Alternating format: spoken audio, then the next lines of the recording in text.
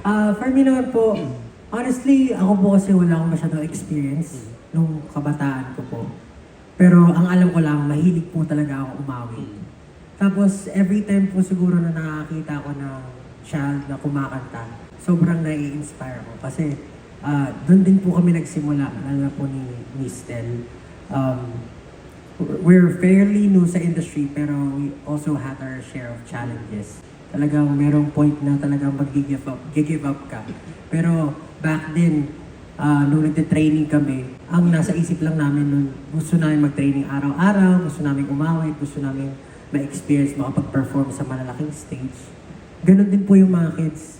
Parang sobrang puro ng intention nila. Ginagawa nila yung bagay kasi yun nga po, yun yung pangarap nila, yun yung parang gusto nilang gawin sa buhay, yung umawit. Or even just to entertain people.